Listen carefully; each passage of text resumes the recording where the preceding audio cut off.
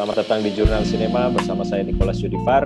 Hari ini kita kedatangan tamu secara virtual, kawan saya, seorang penata artistik film nasional, Vida Sylvia.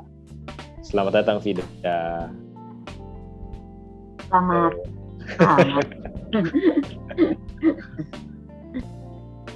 Karena situasi pandemi, jadi ketemunya virtual dulu ya. Siap. Nah, gimana kabarnya, Fit? Kabar nih. Mau syuting, nggak jadi-jadi. Mau syuting. PPKM. Jadi sekarang sibuk ngapain aja? Nah, udah legaan PPKM-nya, jadi udah mulai prep. Mulai prep. Judul yang kemarin pending. Ya, begitulah. Iya. Akibat PPKM. Oke, makasih ya Fit udah meluangkan waktu untuk ngobrol-ngobrol di Jurnal Sinema. Oke, untuk awal mungkin perkenalan dulu cerita Vida bisa ada di industri film dari awal. Kok bisa sih? Nah, kenapa tuh tertarik? Kenapa? Terus bagaimana awalnya? Gitu. Silakan. Di dunia filmnya atau teater dari kecil kebetulan udah aktif di teater dan di film, tapi bukan artistik. Tapi kecil banget, zaman SD apa. Terus ya udah, habis itu kepotong sekolah dan lain-lain. Pas lagi kuliahnya itu ambil arsitektur. Selama 5 tahun lebih kuliah itu selalu kalau reference untuk desain atau apapun tuh suka sering banget ngambil dari film sebagai referensi untuk desain apapun, mau dari desain motel kecil, rumah, galeri sampai bandara juga referensinya dari film. Sampai satu hari ada satu dosen, dia dosen pembimbing waktu tugas akhir, jadi 1 tahun terakhir tuh dia yang ngebimbing. Kebetulan dia udah ngajar udah sering ketemu ambil kelasnya dari tahun pertama, jadi dia tahu betul ngambil referensi film gitu. Jadi di tengah-tengah tahun terakhir itu dia bilang, kayaknya lu mesti mikirin lagi deh, kayaknya lu tipe-tipe kayak lu gini kayaknya kalau udah lulus nggak bakalan betah kerja di firma arsitektur, karena nggak tahu kenal lo, kayaknya lo mesti mikirin lagi. Itu agak-agak stres sih, maksudnya udah mau lulus dosen pembimbingnya bilang kayaknya gue nggak betah kerja di arsitektur, gimana ya. Terus dia bilang gini, maksudnya ide aja dari dia, nggak harus diikuti, tapi coba lihat production designer atau production design di teater dan di film, karena menurut dia interest gue itu cukup dekat sama posisi itu, profesi itu. Dia bilang siapa tahu tertarik, tapi make sure lihat dua-duanya karena agak lumayan berbeda.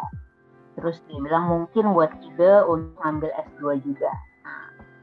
Setelah dilihat-lihat menarik, terus dan baru ternyata kalau di film atau di teater tuh ada ya namanya bidang ini. Dan kalau dibaca-baca, maksudnya ilmu yang dipelajari selama kuliah arsitektur, kalau ini bisa nih diaplikasiin di sini nih gitu.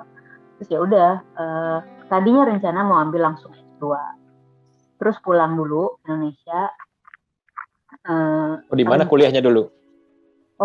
Kuliahnya di Australia, di Melbourne, di RMIT University Melbourne, Australia. Nah, pulang dulu ke Indonesia, rencananya mau magang supaya tahu dunianya kayak apa sih production design. Dapat sih langsung lumayan lah berapa bulan, habis itu magang. Waktu itu magang pertama kali di sebuah rumah produksi yang sekarang udah nggak ada. Waktu itu ikut video klip sama film layar lebar judulnya Cermin. Mirror. Kebetulan emang dapat aksesnya banyak di film, tidak di teater, nggak punya link teater sama sekali saat itu. Menyenangkan ternyata. Jadi sejak setelah itu rencananya cuma mau nyari tahu, jadi kerja terus. Habis itu S2-nya malah nggak diambil. Itu sih, jadi tadinya nggak kepikiran sama sekali, jadi berkat si ibu dosen itu jadinya kepikiran untuk membelokin dan memakai ilmu arsitekturnya ke film. Tapi masih in paralel waktu itu juga bikin desain arsitektur nggak? Atau udah fokus di film aja? Waktu itu bikin rumah sendiri. Oke. Bangun rumah sendiri, benar-benar dari nol, dari desain gitu, dari benar-benar bangun rumah sendiri. Terus ada kayak 2 job skill untuk interior gitu. Itu yang di BSD bukan sih? Rumah yang di BSD itu ya? Oh iya. Oke, menarik ya. Awalnya dari arsitektur, terus jadi art director dan production designer untuk film. Terus pertama kan magang tuh, Fit. Tadi Vida bilang, magang tuh jadi apa sih kalau di departemen artistik? Waktu itu kan nggak ngerti ya. Jadi ke PH itu, orang PH-nya dan semua orang yang ada di situ juga pas dibilangin, saya mau magang nih. Pas dibilang emang spesifik maunya di art, mereka ngapain? Kebetulan di tahun itu 2000 berapa ya, 2004 2005 kalau nggak salah. Art cewek masih jarang banget, kayak bisa dihitung jari lah gitu. Anak buah ya, apalagi chiefnya bisa paling cuma 1-2. Nah itu orang-orang tuh yang ya buat mereka saat itu anak magang itu kalau nggak penyutradaraan produksi gitu. Jadi mereka yang kenapa harus art? Kita belum dapat penata artistik saat itu untuk film Cermin. Ya udah, terus gue bilang ya udah gue bantuin yang lain dulu apaan gitu sampai dapat penata artistiknya. Terus jadi siapapun itu penata artistiknya gue pengen magang art. Nah setelah ada art directornya itu Pak Eros, dia juga nggak spesifik ngasih kerjaan apa kamu handle ini. Jadi ya udah ngintil aja, terus ngintil nggak tahu apa yang mau dikerjain, jadi serabutan. Memang aktif nyimak, aktif apa yang bisa dikerjain ya dikerjain. Terus ternyata Pak Eros lihat, oh bisa gambar nih anak, ya udah gambar gitu. Gambarin, coba misalnya bikin prop, digambarin pakai ukuran apa. Maksudnya waktu misalkan magang, guanya nggak tahu harus ngapain, tapi si chiefnya kan juga nggak tahu harus suruh apa gitu, karena dia juga nggak kenal. Jadi udah ngeraba-raba aja. Jadi dari benar-benar sama-sama pertama nggak kenal sama orangnya, terus kenalnya di situ, terus apa job desk-nya juga bingung. Nah, terus dari situ setelah oke nih film Mirror, kalau nggak salah Vida main juga ya di film itu, jadi salah satu peran gitu ya. Selain iya kan. Setelah itu gimana? Maksudnya oke, berarti kamu arahnya ke sini nih. Apakah ada pengarahan dari Pak Eros gitu sebagai waktu itu yang menerima? Ya, jadi habis Mirror itu dia ngajak lagi waktu itu untuk Rena, filmnya Mas Edi. Itu dia lebih spesifik art manager sih, jadi kayak ngontrol scheduling gitu. Kalau asistennya kan ada nih yang handle semuanya. Kalau ini lebih ke secara scheduling, terus pergerakan, terus make sure benar-benar kayak manajer sih, manajer waktu. Kalau misalnya soal misalkan bikin rak, bikin prop apa gitu yang emang harus diukur, kasih perbandingan atau skala dan gambar yang teknikal yang emang detail, ya lebih udah mulai menyempit lah. Cuma tetap pegangannya dia adalah untuk memanage waktu. Jadi malah ke administrasi ya? ada sisi administrasinya juga di situ ya. Nah terus itu kan tadi awal perkenalan dunia film ya. Di departemen artistik. Kalau nggak salah waktu kecil juga Vida juga banyak main jadi talent ya. Tadi ada cerita waktu kecil udah berkenalan dengan dunia film. Terus balik lagi ke artistik setelah ngikut berapa orang waktu itu yang ibaratnya art director yang Vida pertama magang sama Pak Eros, abis itu apakah Pak Eros terus atau sempat coba cari pengalaman sama art director yang lain? Ada sempat Riko, tapi Riko nggak sempat ikut film, jadi waktu itu lumayan berapa project tapi FTV waktu itu kan zaman FTV baru mulai tuh ya, FTV 6-7 kali, habis itu langsung ditawarin Mas Rizal, jadi nggak lama gitu ikut, cuma 1,5 tahun. Dan waktu itu sih Mas Rizal cukup lumayan kayak gambling ya, sebenarnya gue sendiri kaget, lo yakin lo mau nawarin gue orang baru yang waktu itu benar-benar harus ketemuan, interview, meeting, bawa hasil gambar karena belum ada kerjaan yang udah pernah dikerjain kan, jadi gambar set, gambar klip itu gambarnya tunjukin aja kayak presentasi gitu. Cuma waktu film pertama, karena film horor itu kan banyak teknis ya, dan waktu itu nggak berani gitu langsung terjun sendiri, walaupun yang nawarin berani-berani aja gitu. Jadi waktu itu film pertamanya layar lebar itu ngajak Moti art director juga, udah sering horor jadi udah ngerti lah soalnya. Nah gitu. Awalnya Mas Rizal bisa notice pada Vida itu, tahu nggak ceritanya kenapa? Dari Astradanya namanya Deka itu Deka tuh bantuin, jadi kan sebelumnya kan ngerjain klip sama ada salah satu director dulu dari sekolahnya Australia juga namanya Josh.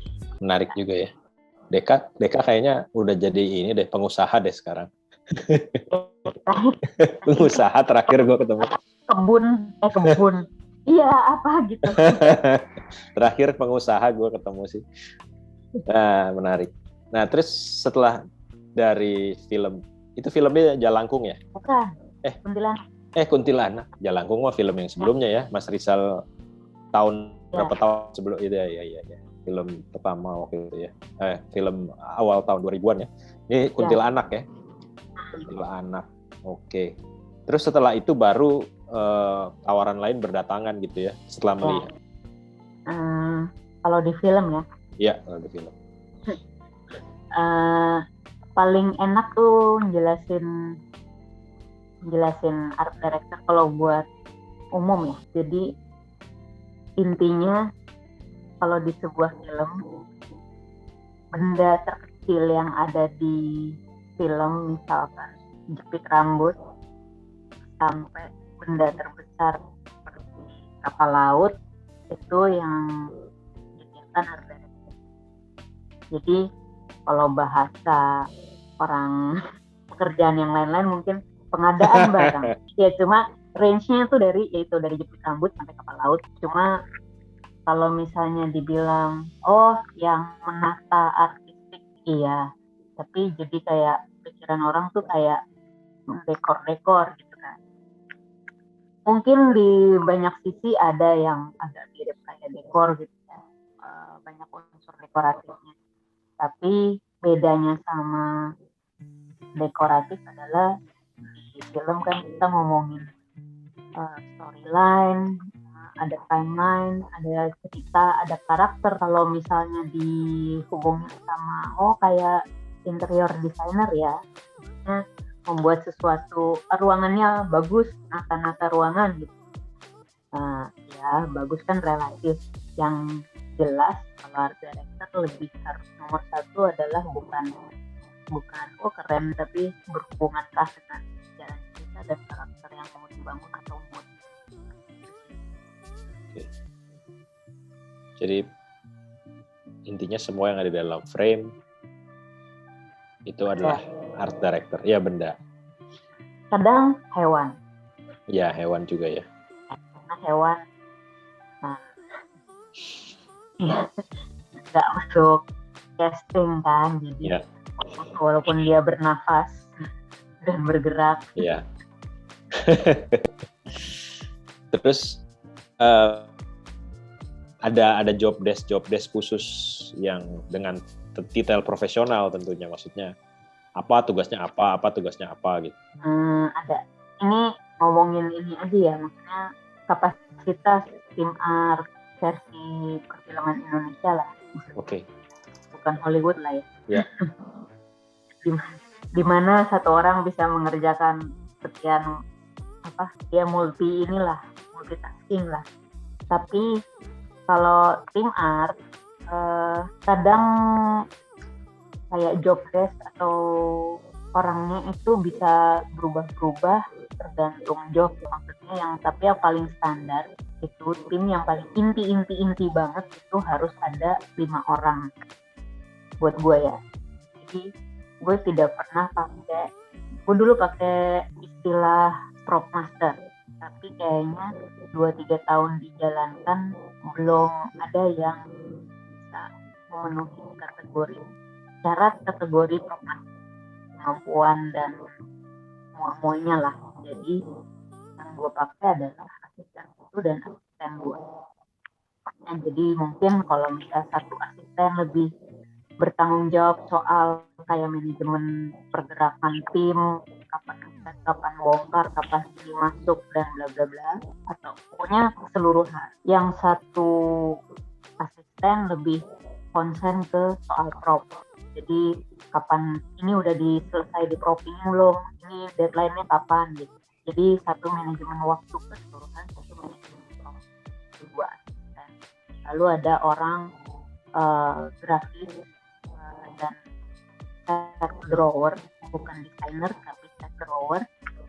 Terus satu lagi pasti ada orang finance, dan kadang mungkin dia berfungsi juga sebagai prop buyer. Satu lagi itu pasti ada orang yang antara prop buyer, biasanya sih prop buyer orang tim.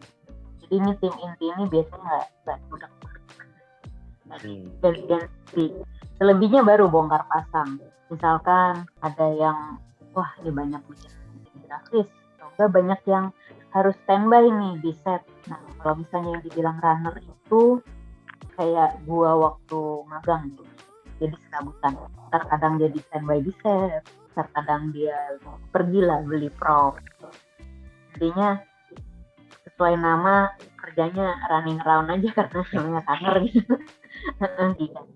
Iya, prop buyer itu pasti dia harus standby untuk keliling kapan saja di mana saja. Tapi ya semua anak-anak ini pastinya kalau lagi syuting belum tentu ada ngamprok di lokasi semua. Karena kalau tim artistik kan pasti kan hari ini syuting di mana, besok di mana, pasti setengah tim udah di set besok. Jadi yang kayak asisten pertama itu pasti dia berangkat ke set tersebut. Asisten kedua yang handle prop dan biasanya handle prop hari ini sesuai call sheet. Nah dia ada di set karena dia akan make sure next scene apa, propnya udah ada atau belum. Itu sistem yang gue tahu ya. Selebihnya kalau misalnya untuk skala produksi yang lebih gede lagi sih biasanya bisa kayak itu udah bukan art director lagi ya, itu kayak gue akan minta gue jadi production designer di mana gue bisa hire tim vehicle sendiri yang menghandle khusus semua mobil di dalam satu film, tim special effect, tim builder. Kalau jadi art director builder juga pasti sendiri ya. Ketika udah banyak cabang-cabangnya kayak gitu, itu gue pasti minta gue production designer, gue nggak mau disebut di situ art director gitu. Kapasitasnya harus sudah mikir, tinggal mengontrol gitu. Ya itu dulu gue inget sekitar tahun berapa ya, 2005 ya, 2006 2005 ya. Gue juga pernah kerja magang dulu satu produksi sama lu juga, cuma gue di casting, lu di artistik. Waktu itu produksi dari Australia yang ada satu production designer tapi art director-nya 3 kalau nggak salah. Oh iya. Iya kan? Jadi satu art director menghandle satu lokasi besar. Iya. Iya kan? Nah, di situ satu kota ya. Nah, jadi apa ya? Ya lebih enak juga kayaknya kerjanya. Director juga. Itu krunya itu kalau nggak kayak di zaman itu gue pertama kali kerja dengan kru sebanyak itu sih, produksi itu sih. Kayak ratusan gitu, kayak ini siapa ya? Gue baru lihat orang ini di kantor. Sampai itu beruntung karena produksinya dari Australia. Jadi orang-orang Australia ini ternyata mereka berbahasa Inggris, orang-orang tuh agak susah untuk mengerti mereka. Jadi di tahun itu pun ada production designer Indonesianya juga kan ya, di Bang Anto. Ada Bang Anto ya. Maksudnya di tahun itu pun masih agak orang juga bingung, udah production designer 2. Terus total timnya Vida untuk rata-rata aja itu berapa orang sih? Sampai builder, sampai runner, sampai driver? Ya, nggak tahu sih. Kalau builder biasanya gimana sih sistemnya? Apakah hanya pegang satu koordinator, terus lainnya ya dia udah punya tim sendiri yang nggak harus, ibaratnya kayak subkontraktor gitu loh, atau bagaimana? Builder ya satu orang, terserah dia mau ajak siapa gitu.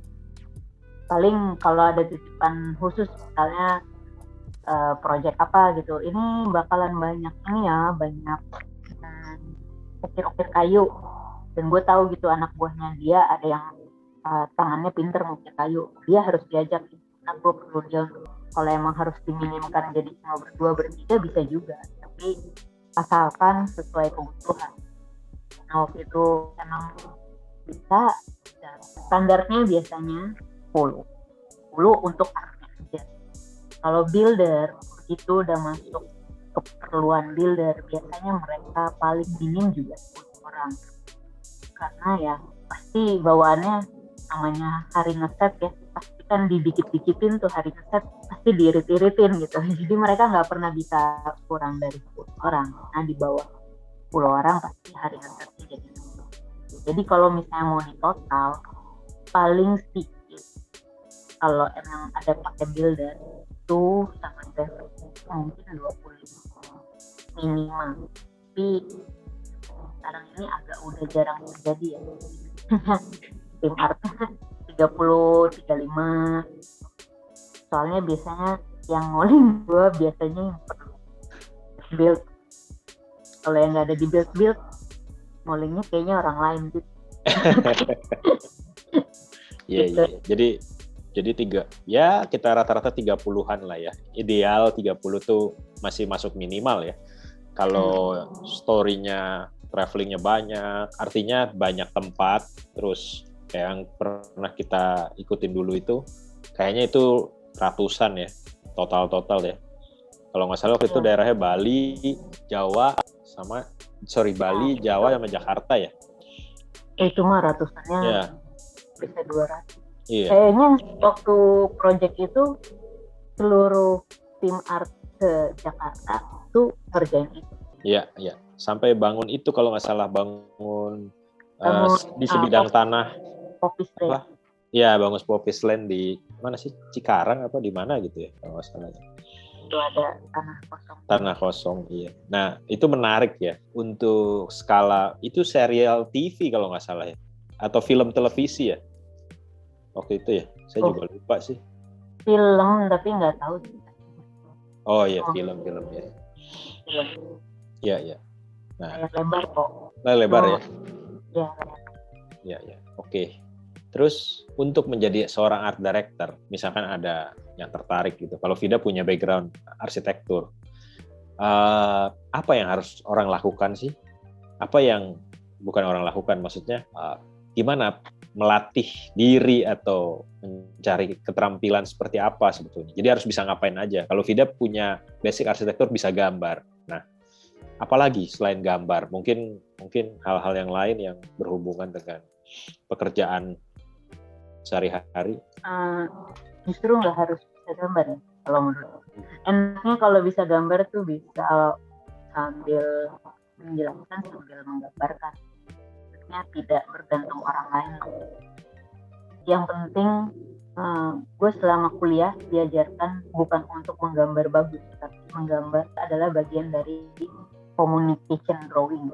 Jadi percuma gambarnya bagus kalau apa yang kita mau sampaikan ke orang yang berkepentingan itu nggak nyampe. Jadi misalkan setahun pertama gue gambar semua itu technical drawing untuk set build, tapi mereka nggak bisa baca.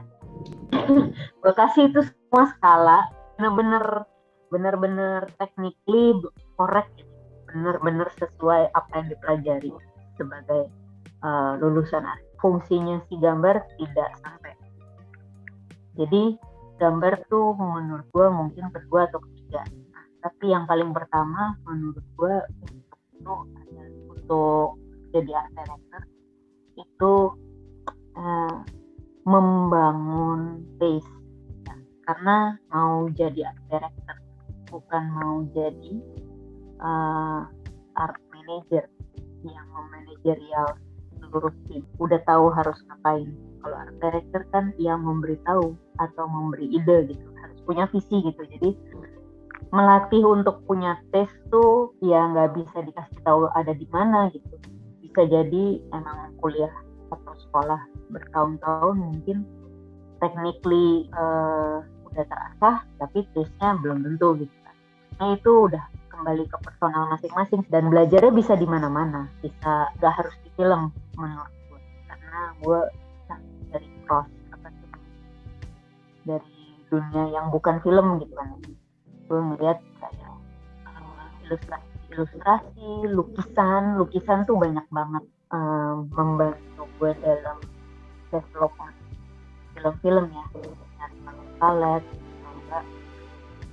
bahkan kadang-kadang dari lagu, dari puisi, kan belajar imajinasi ya, itu penting sih. Jadi untuk jadi art director, di gambar di kesepian aja dulu. Yang paling penting adalah taste, dan karena dari taste itu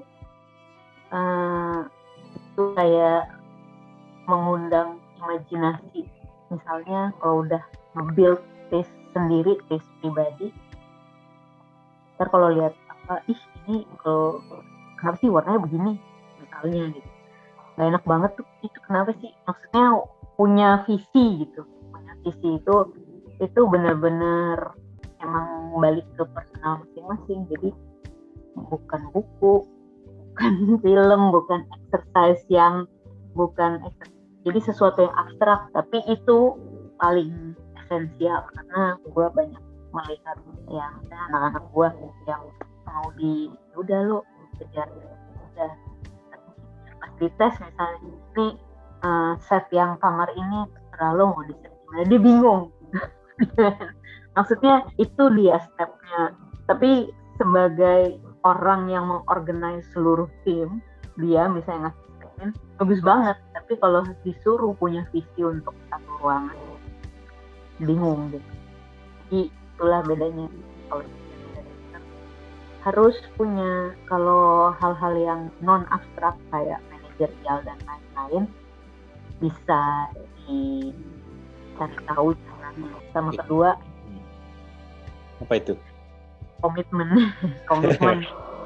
Komitmen dan passion ya. Jadi kalau memang passionate pasti komitmennya akan datang ke sendirinya. Kalau jadi artistik di film, kalau nggak punya passionnya pasti ya udah berapa tahun juga ya udah, karena lelah, agak lumayan kompleks ya itulah dari rambut sampai kapal laut kan. Terus skalanya juga kadang-kadang harus lihat yang detail, ntar dalam 1 menit tiba-tiba harus melihat schedule, maksudnya hal yang konkret, schedule atau enggak, karena budgeting tiba-tiba harus mikir enaknya diapain, semuanya diolah jadi satu. Oke, passion, komitmen, sama mungkin taste ya. Dan taste itu bisa bisa kita miliki, taste yang baik maksudnya, ketika kita juga banyak wawasan kali ya, banyak mencari tahu, banyak melihat, banyak berpergian mungkin. Kalau sekarang mungkin bisa browsing sih. Kalau dulu kita nggak punya, belum ada internet, kita harus pergi ke tempatnya atau baca buku ya, paling gitu ya. Atau lihat buku foto. Kalau sekarang kan enak tuh tinggal internetnya. Kayak gue dulu zaman kuliah suka traveling sendiri. Sampai zaman udah lulus kuliah jadi suka traveling sendiri. Travelingnya ya random, maksudnya bukan traveling ya, bukan liburan ya. Jadi belajarnya dengan melihat dan mengalami. Bukan berarti sekarang nggak bisa, tapi karena semua dimudahkan, jadi sekarang mungkin pengalamannya berbeda. Tapi bukan berarti berkurang ya. Tergantung kita masing-masing mau membuat apa yang kita lihat itu seberapa bergunanya. Menurut gue sih gitu. Kayak gue bisa belajar dari anak buah kok, gak harus nyari guru. Anak buah tuh kadang-kadang mengajarkan sesuatu yang, oh iya misalnya ada orang dari Brebes, gue nggak ngerti soal Brebes, tiba-tiba dia cerita, oh di Brebes tuh ada ini ya, oh gitu. Maksudnya semua kembali ke kita gimana yang sekeliling kita ini bisa membuat kita nambah wawasan. Iya. Terus waktu ke Tasmania waktu itu museum Old and New Art-nya udah ada? Udah sempet? Belum ada ya? Belum. Itu kayaknya jadi museum yang cukup penting untuk didatengin kayaknya sekarang. Kayaknya menarik banget. Belum. Soalnya pasti bangunan publik besar dong. Lumayan lama soalnya waktu itu kan. Terus pabrik coklat ya kan buat referensi setiap tahun karena kayak Willy Wonka. Atau ada atau enggak. Itu beneran ada satu pabrik kayak di pulau kecil di seberangnya Tasmania dan benar-benar ada turnya. Iya, sampai kayak gitu ya. Kalau di sini nggak ada ya tur pabrik kecap kayak apa kayak harusnya ada ya. Ya kan menarik sebetulnya. Artinya orang tur juga ditarik duit satu, mungkin nggak mahal juga orang mau ya, berapa gitu, 10.000, 15.000. Tapi ngelihat pembuatan kecap kayak gini. Ya benar-benar. Kecap manis. Iya, kecap manis. Semua nggak punya soalnya. Makanya dari kedelai dari mana. Nah, oke. Fashion, komitmen, sama taste tadi. Bicara sedikit di industri filmnya, industri film nasional. Vida udah bekerja mungkin berapa film ya so far? Yang udah tayang maupun yang masih proses? Puluhan ya kemarin, iya. Ada daftarnya sih kemarin, cuma saya belum ngitung juga. Nah, itu kan sutradaranya lain-lain. Mungkin ada sutradara yang sama beberapa kali kerjasama ya. Bagaimana menyatukan taste? Artinya bukan menyatukan taste, tapi bagaimana supaya ya kita kerja sama, ibaratnya sutradara kan pimpinan artistik di film kan, istilahnya komandonya dari dia. Tapi ternyata mungkin in the process agak berbeda gitu. Apa maunya dia, apa interpretasi kita sebagai art director, itu gimana proses itu? Kalau baru pertama kali kerja itu agak sama, tapi biasanya director yang memang request art director siapa atau siapapun itu pun dia udah punya visi gitu, udah punya referensi orang ini kalau karyanya tuh seperti ini. Jadi dia udah punya alasan kenapa dia milih krunya ABCDE gitu. Jadi mungkin miss sejauh itulah soal taste gitu ya, maksudnya soal visi maksudnya. Tapi kalau soal taste berbeda itu sering banget terjadi maksudnya, atau apalagi soal persepsi. Misalnya kita lihat cerita, gue tuh bayanginnya gini, padahal dia bayanginnya gimana gitu. Tapi kalau memang ada perbedaan dan pasti ada perbedaan, ujung-ujungnya sih selama ini yang gue taruh di kepala itu satu sih, apa yang terbaik buat filmnya aja. Jadi ini bukan soal sutradara siapa atau kita mau bikin apa, si skrip itu pokoknya balik situ aja. Maksudnya jadi bukan buat tekan ego walaupun namanya orang seni egonya pada gede-gede terus. Cuma nggak akan, kalau misalnya perbedaan visi sih nggak akan jauh-jauh itu, nggak pernah. Maksudnya kalau misalnya tiba-tiba jauh banget itu berarti kemungkinan besar yang mengkompos krunya bukan keinginan directornya mungkin. Nah, itu udah milih pasti dia tahu. Nah, sama yang menurut gue juga cukup penting. Ini kan kita bekerja soal kreativitas dan banyakan yang kita bahas tuh kayak mood gitu, feel gitu kan, nggak bisa dipegang gitu kan, abstrak. Jadi alangkah baiknya agar kru-kru ini mingle gitu, jadi ya mencairkan suasana, apalagi kalau belum kenal kan. Belum kenal tuh sulitnya ya karakternya dia kayak apa. Jadi kalau misalnya dia minta sesuatu, oh karena dia begini. Dan untuk kedepannya kayaknya biasanya dia kalau akan lebih memilih hal-hal ABCDE, harus saling kenal juga. Walaupun kadang-kadang kalau udah kenal agak, buat gua ya, agak bukan berbahaya, apa ya?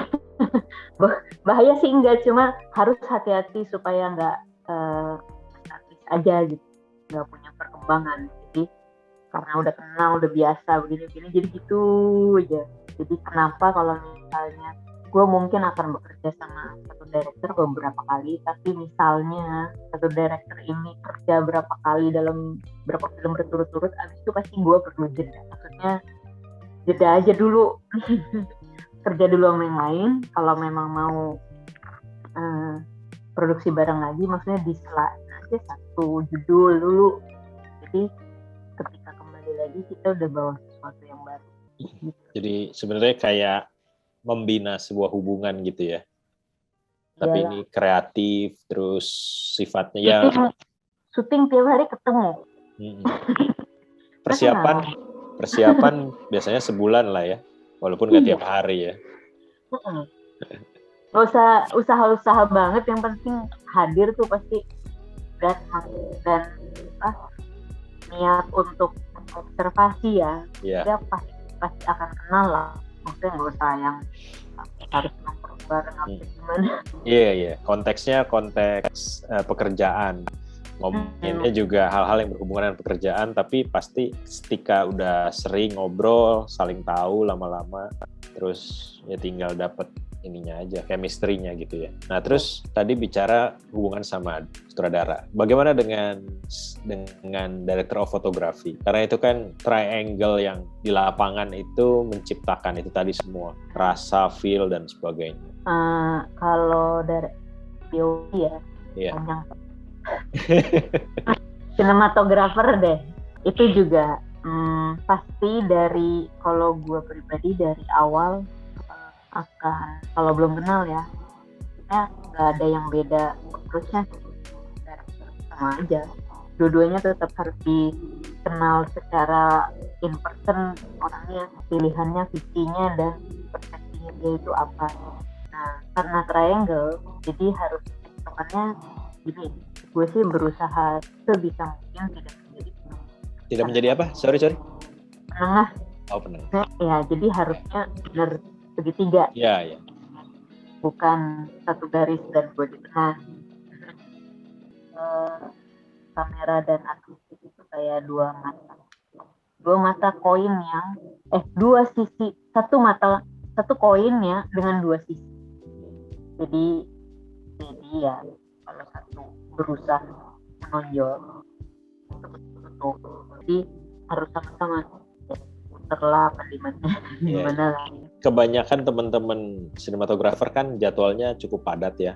Membina komunikasinya gimana? Artinya di tahapan awal, bukan pada saat syuting. Jadi di tahapan persiapan. Kadang-kadang teman-teman di sana kan, teman-teman kita sinematografer schedule syuting di tempat lainnya cukup banyak. Nah, itu gimana memanage itu? Karena dari pengalaman saya juga gitu. Ngobrol ya, kita tidak membatasi ruang gerak teman-teman, tapi ada kadang-kadang waktu yang juga cukup terbatas gitu. Persiapan film di Indonesia bisa dikatakan cukup jago gitu, waktunya pendek biasanya. Terus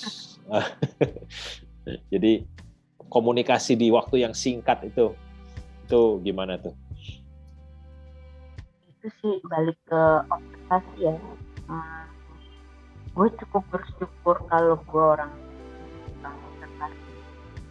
Sampai kadang-kadang mikir gue tahu karena dari emang personally bukan.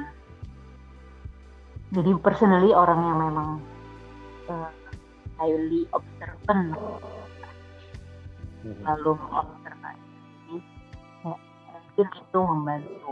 Bukan berarti gue nggak menemukan kesulitan juga ya.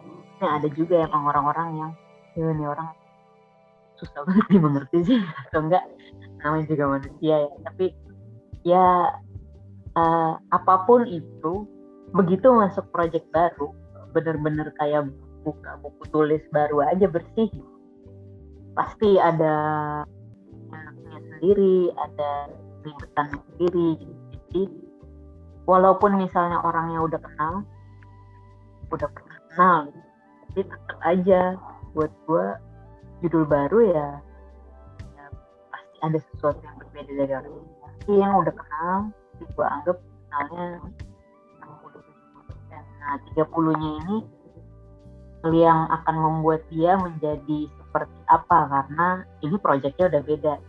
Pasti tiap orang kan apalah, mungkin dia punya obsesi mau buat film yang film yang noir, padahal dari dulu filmnya celing berwarna dan lit banget, terang-terang gitu.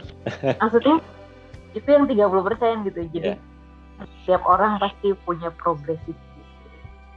Nah, gimana mengakalinya ya itu sih gue gak tahu gimana ya, tapi banyak-banyak ngobrol, dan kalau memang waktunya terbatas, gue membuat obrolan itu menjadi sesuatu yang visual. Kadang-kadang emang harus dikasih pancian kan kalau misalnya obrolan. Nah, terus setelah kolaborasi itu berjalan terjadi, ada nggak film yang udah dibantu tapi terus kemudian bikin gregetan masih setelah lihat hasilnya? Karena kan prosesnya setelah syuting ada editing dan lain-lain, ada pewarnaan, color correction, grading dan lain-lain. Jadi wah ini kayaknya nggak sesuai bayangan gue nih awalnya nih. Banyak. Oh banyak. Banyak. Itu dulu yang gue ketemukan perbedaannya antara production designer di film. Jadi di film belum tentu ntar jadinya begitu. Untuk Indonesia ya, tidak sesuai harapan itu banyak dan sering terjadi. Jadinya biasanya kalau dalam post dijanjikannya nanti bakal diginiin. Gue bukan bilang mereka tidak punya kemampuan, mereka janji palsu, bukan. Orang-orangnya punya kemampuan, semuanya oke, tapi waktunya tidak oke. Karena mereka semua itu kemampuannya oke, tapi tidak pernah diberi waktu yang cukup. Karena harusnya kan memang kayak agak sadis sih, mereka harusnya misalnya bekerjanya misalnya sebulan, dikasihnya seminggu. Jadi banyak pengorbanan yang dilakukan pas di post, dimana gue udah gak ikutan dan gue juga nggak tahu waktu nonton baru. Makanya gue agak ya beberapa tahun terakhir ini jarang datang. Ada satu film yang bukan berhubungan dengan special effect atau apapun di postnya, tapi hanya dengan editing.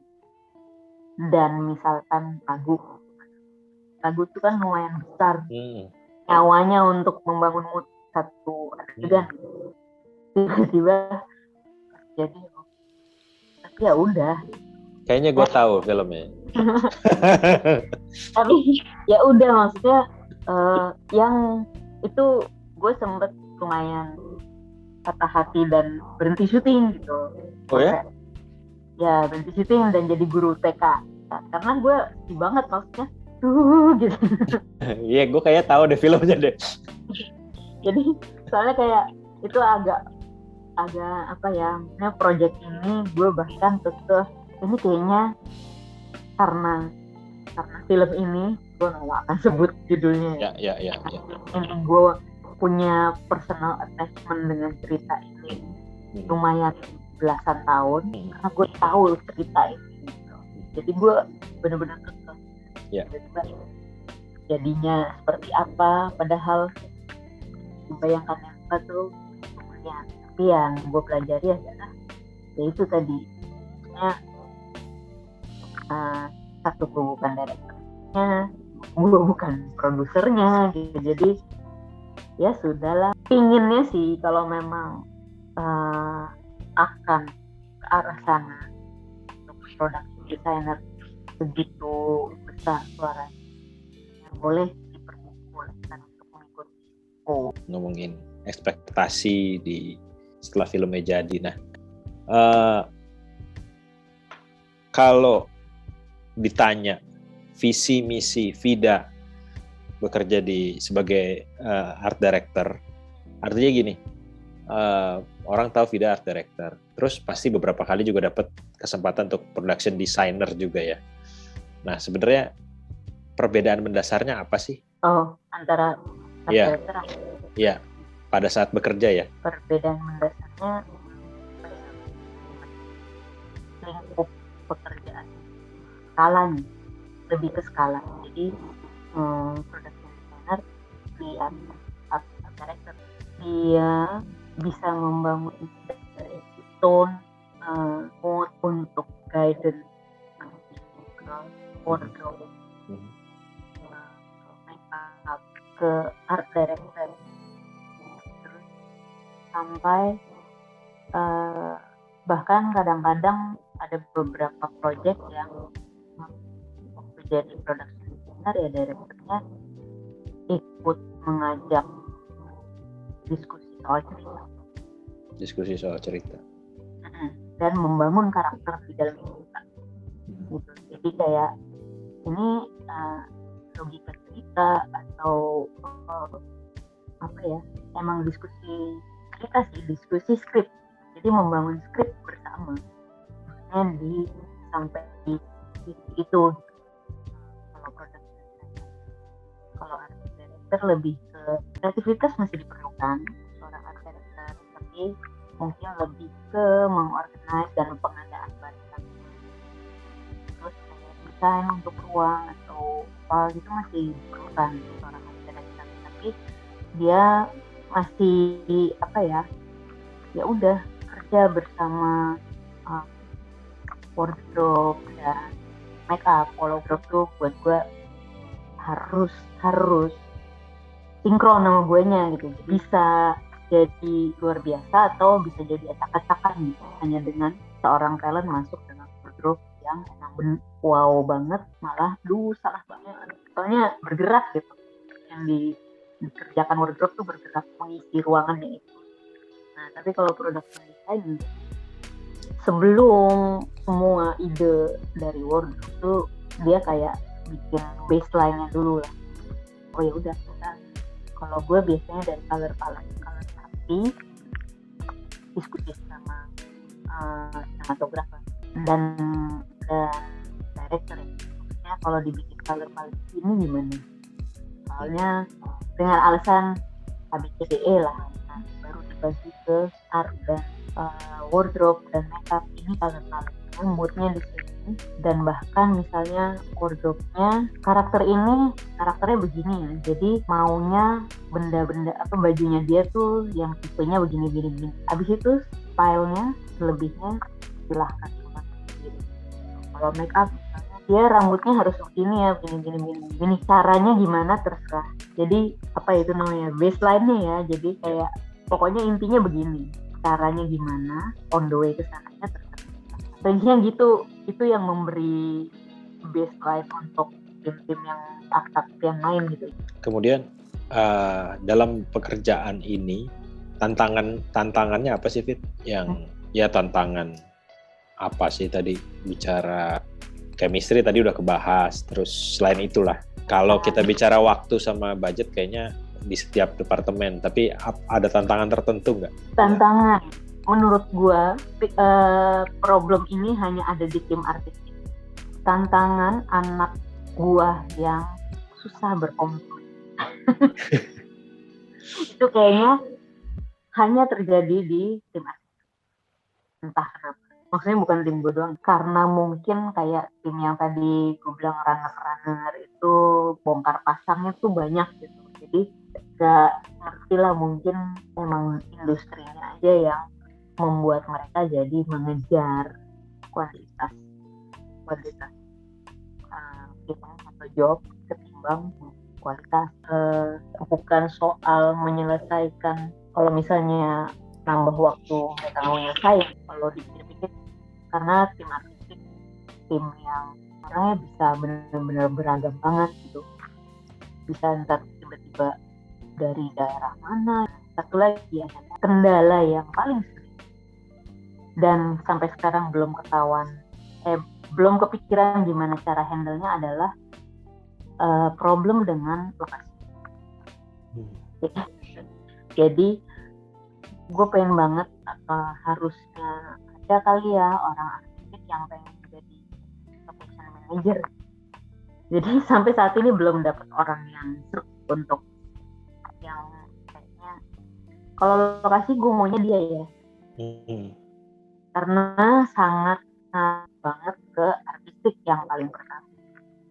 Jadi segala drama hubungan dan lokasi itu kayak sering terjadi. Jadi lokasi yang memungkinkan untuk lokasi syuting, artinya bisa diakses dengan segala macam peralatan kita, dengan segala macam kebutuhan kita gitu ya. Bukan hanya cantik di mata gitu, atau di foto. Ya. Oke, tantangannya. Kalau harapannya apa, Fit? Kalau harapan sih semoga jam kerjanya lebih beres ya. Kayaknya harapan nggak harus penata artistik doang ya. Kayak semua deh, dari yang gue ajak ngobrol ngomongnya gitu semua jam kerja. Jam kerja ya, karena kita menua. Maksudnya badan kita semua orang film tuh kayak 10-20 tahun lebih tua dari umur masing-masing. Itu terbukti secara medis, gue pernah ngecek. Itu nomor 1, jam kerja. Sama durasi, bukan durasi jam kerja ya, tapi durasi persiapan. Durasi projectnya ya. Karena bukan hanya persiapan juga, maksudnya syuting gitu. Ketika jam kerja masuk, berarti syuting kan harus angkanya berubah 17 syuting day.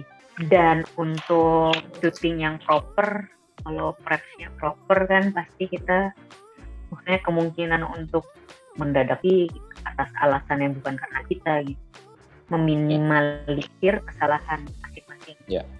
Kalau ada kesalahan dari luar lah. Jadi maksudnya itu semua kru sih gue yakin adalah pengiritan yang tidak bisa dihitung. Jadi kalau secara matematis itu pemborosan, tapi secara tak terhitung itu seharusnya menjadi irit, nggak ketahuan sampai udah kejadian terus emang harus misalnya nambah hari atau itu baru ketahuan, coba lu begini kan lu nggak nambah hari. Itu sih maksudnya waktu dua-duanya, tapi dalam sisi waktu bekerja sama durasi persiapan. Kayaknya bukan gue doang sih, pasti semua. Iya sih. Itu kayak apa ya? Kayak klasik, persoalan klasik ya. Nggak tahu, mungkin 1-2 orang sudah berhasil menerapkan perbedaan secara internal ya. Tapi kalau dengar sampai ya dengernya, tapi gue off cam sih waktu itu ngajak beberapa temen untuk acara ini, untuk podcast ini, sela-sela ngobrol-ngobrol kan panjang lebar. Kok dengernya masih cerita sedih terus gitu. Tapi ada juga cerita yang gembira, ada juga, tapi hanya satu dibanding cerita sedih yang banyak gitu. Ya paling nggak udah ada usaha yang bagus dari beberapa pihak. Maksudnya secara hitam di atas putih itu kan belum, mungkin perjalanannya masih panjang banget. Nah, ya daripada nunggu itu, kalau gue personal adalah ya gue membiasakan anak gue nih ya, gue bangun pagi, gue nggak mau terima kalian presentasi di jam 8 malam gitu, ketika press. Jadi baru gue terapkan nih selama tahun. Nah, mereka juga masih kadang-kadang dibilang jam 7, ntar jam 8 lewat. Tetap kayak misalnya gue ngomel-ngomel gitu. Gue cuma bilang, ya gue udah bilang jam 8 udah selesai gitu. Ketika lu present 8.30, ya gini, jadi kalau nggak pengen gue cranky pas lagi presentasi, present lah sore-sore gitu. Terus kalau misalnya pagi-pagi gue brief apa-apa terus pada belum bangun, terus gelagapan begitu bangun, tiba-tiba udah jam berapa, bagaimana harus udah ini, ya bangunlah lebih pagi kalau bekerja. Kalau misalnya, maksudnya kita biasakan aja dari kitanya lagi prep ya, mumpung bisa kita yang set up timeline bekerjanya aktif, misalnya dari jam 8 sampai jam, atau dari jam pagi sampai jam malam. Mereka masih karena kebiasaan di mana-mana orang film doyan begadang. Yeah. Jadi bangun siang dan begadang. Jadi ya gitu. Itu gue membiasakan aja.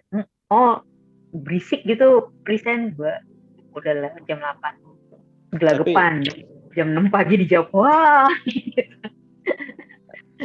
Ya nggak apa-apa biar terbiasa. Iya sih. Itu masalah gaya hidup juga ya. Ada persepsi yang kurang tepat ya ketika itu jadi satu kebiasaan bersama harus begadang. Gue rasa enggak ya. Kita kerja proporsional kayak orang kerja pada umumnya juga bisa menghasilkan sesuatu yang justru malah lebih baik secara hasil, dan kita juga sehat gitu. Jadi nggak begadang, terus bangun pagi, terus ya punya waktu yang seimbang untuk kita rekreasi, olahraga, ketemu keluarga, sosialisasi gitu kan. Jadi bukan kayak orang serabutan gitu, nggak punya waktu buat ABC. Ya, yang penting pekerjaannya selesai dengan bertanggung jawab ya. Artinya pekerjaan udah selesai gitu. Maksudnya kayak, tapi agak susah ya, maksudnya karena nggak ada yang ngajarin sebenarnya untuk harus aktifnya siang, selesainya malam. Maksudnya gue itu dulu kayak begitu juga. Jadi nggak ada alasan kalau misalnya tuh emang badannya udah begini gitu. Gue bangun tiap subuh sekarang cuma bekerja sampai jam berapa itu cuma butuh waktu setahun kok untuk membalikan badan untuk terbiasa kayak gitu. Dan sampai sekarang udah bertahun-tahun terbiasa gitu. Jadi nggak ada alasan gitu. Ketika prep kan kita punya timeline sendiri. Tapi kalau udah syuting, kita ikutin jadwal syuting.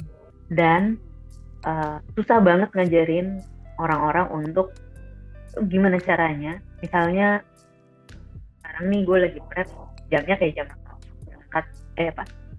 jam 10, jam 5 emang harus udah cabut. Ya udah, gue sih senang ya. Gimana caranya waktu yang segitu tidak mengurangi tensinya gitu.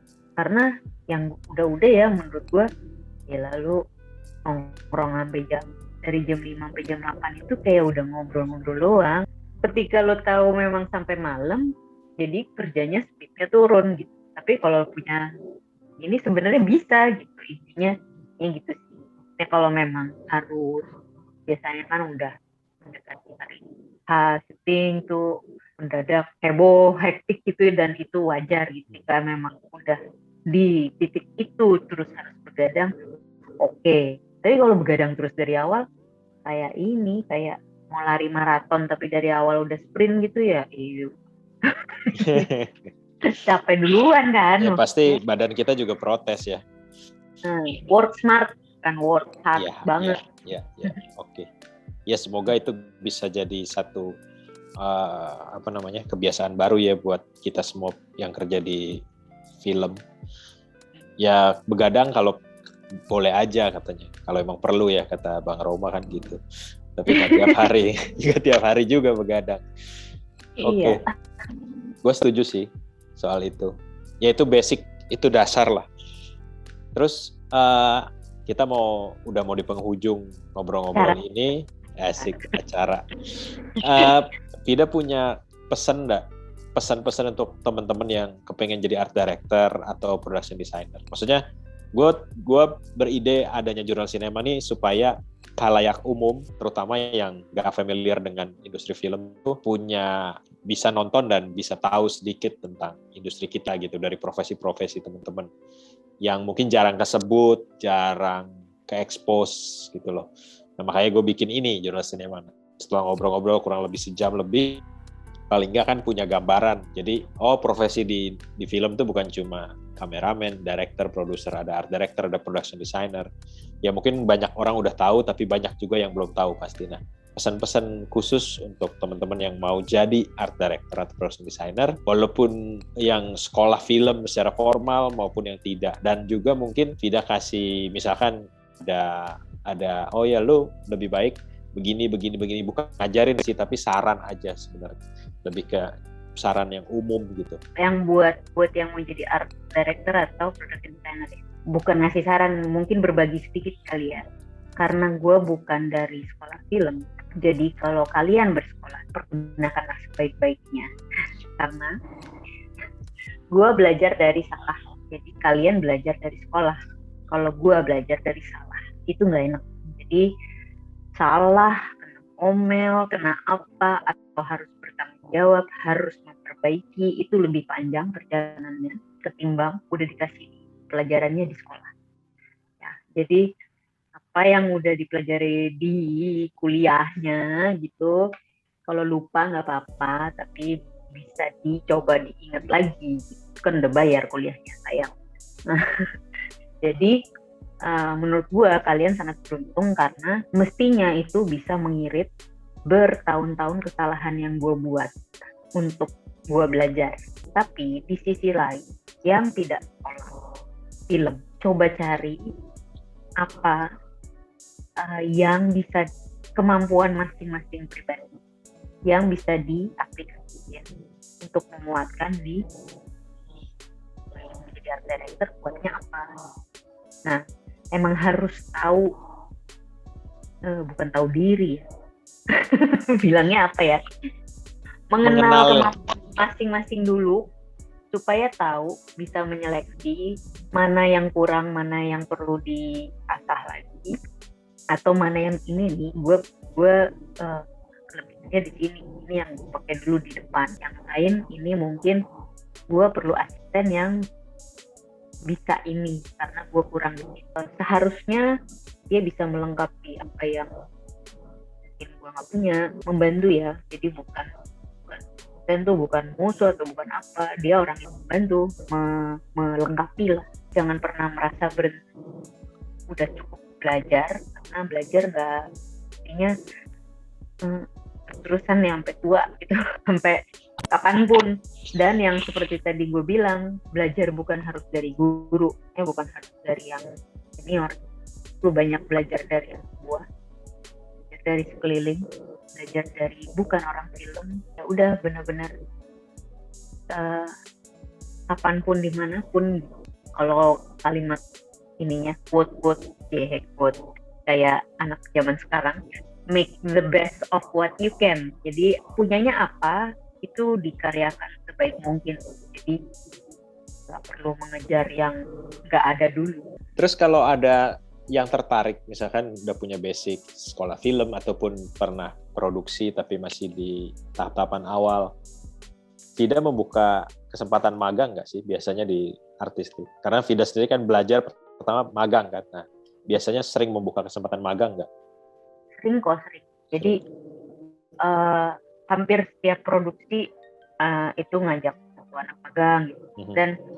Dan nggak 1-2 yang misalnya mereka biasanya datang negornya tuh lewat Instagram. Oke. DM, Mbak boleh nggak magang? Nggak 1-2 yang akhirnya magang terus jadi sering main-main juga gitu. Malah sempet ada yang gue nawarin dia magang karena dia interview buat tugas akhir.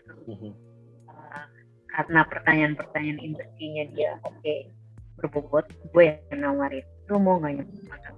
Dan sekarang dia jadi asisten gue. Itu kesempatan itu ada gitu. Iya. Oke, jadi biasanya kontak lewat Instagram ya. Jadi buat teman-teman yang tertarik dengan dunia artistik film tapi harus komitmen, ya nggak boleh hilang-hilangan kalau dihubungin. Itu Vida menerima kesempatan magang. Tapi pasti sebelumnya di interview dulu ya.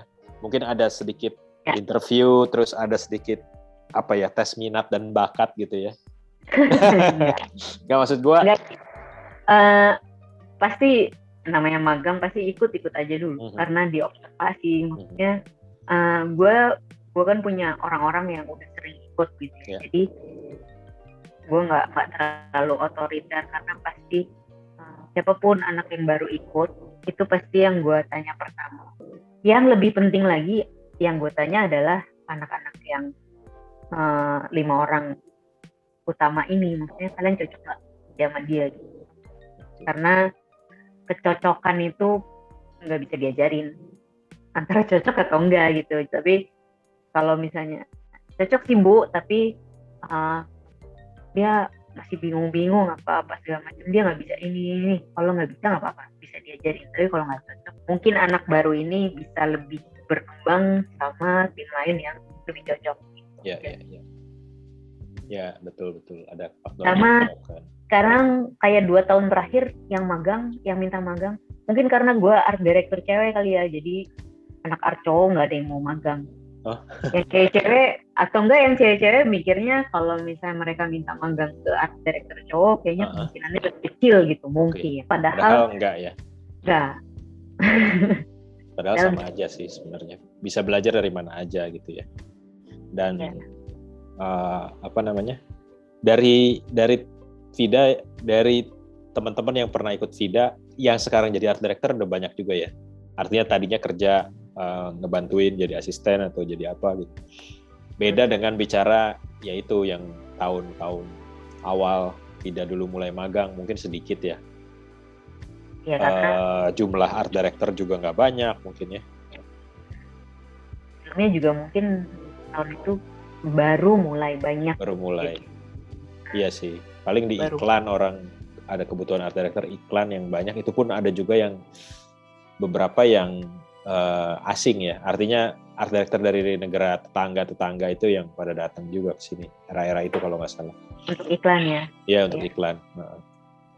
Oke, menarik sekali tentang art department, art director, production design, dan mungkin yang paling penting adalah ketika kita bicara produksi film yang bekerja di baliknya itu tadi salah satu contoh di art department aja minimal 30 untuk produksi skala biasa-biasa aja.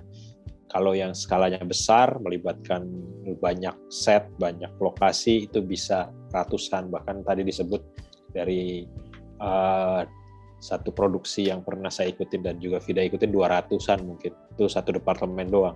Jadi bisa dibayangkan begitu banyak orang, begitu banyak profesi juga di dalamnya dan mungkin ini salah satu departemen dengan anggota terbanyak kalau di sebuah departemen sebuah produksi film ya. Kalau menurut saya sih iya sih kayak. Jadi produksi oke, directing paling sedikit biasanya, sound, recordist juga nggak terlalu banyak. Kamera departemen dengan grip, dengan gaffer juga. Tapi paling banyak pasti art departemen karena tergantung kita bikin universe dalam filmnya seperti apa, terus tergantung shot yang dibikin oleh director seperti apa. Kalau shotnya lebar ya berarti yang digarap juga dari ujung sampai ujung, dari ujung frame sini sampai ujung frame sini. Ya kan, dari jepit rambut sampai kapal induk gitu kan, kapal laut. Jadi kurang lebih begitu. Oke, kalau gitu kita tutup pembicaraan kita dengan Vida. Makasih banyak ya Vid, udah mau sharing, ngobrol-ngobrol. Semoga yang nonton, semoga ini bisa berguna buat yang nonton. Terus semoga ada yang mau magang. Harusnya ada sih di semoga ada yang ini yang pinter gambar. Oh, bocoran nih, orang grafis untuk artistik tuh sangat diperlukan. Aminin. Oke. Tapi harus full time ya kerjanya ya, nggak bisa part time ya. Iyalah. Dalam satu project. Nggak, biasanya kan desainer grafis. Ini gue bicara desainer grafis ya. Biasanya kan part time gitu. Ada job A, job B gitu. Tapi kalau di film memang harus komit satu project ya satu project itu doang, nggak bisa sambil nyambi karena kebutuhannya ya cukup kompleks gitu ya. Jadi harus punya ide juga, bukan cuma punya kemampuan teknis. Harusnya banyak karena di jurnal sinema juga ada teman-teman dari UMN juga yang bantuin, yang lagi magang gitu. Jadi dari beberapa kampus film kan nih ada banyak generasi yang mau lulus pasti harus magang dulu nih. Nah cuma saya nggak tahu minatnya di mana minat utamanya, kan ada directing dan lain-lain. Dan art director gimana saya nggak tahu, nggak punya akses ke sana. Semoga teman-teman yang nonton dimanapun di seluruh Indonesia, kan kampus film sekarang banyak, jurusan film bukan cuma di Jakarta toh, di mana-mana ada. Tapi memang kebetulan industrinya masih 70% mungkin di Jakarta ya. Ya mungkin 70%, 60% masih di Jakarta kali ya. Jadi ya mau nggak mau banyak yang harus ke Jakarta. Saya juga dulu pernah ketemu beberapa teman-teman dari Jogja, magang di departemen art juga dari ISI waktu itu. Ya banyak sih. Magang di Jogja banyak ya. Iya. Oke kalau gitu. Oke, terima kasih teman-teman sudah menyaksikan Jurnal Sinema. Terima kasih Vida. Terima kasih teman-teman di studio. Sampai ketemu lagi di lain kesempatan. Salam sinema.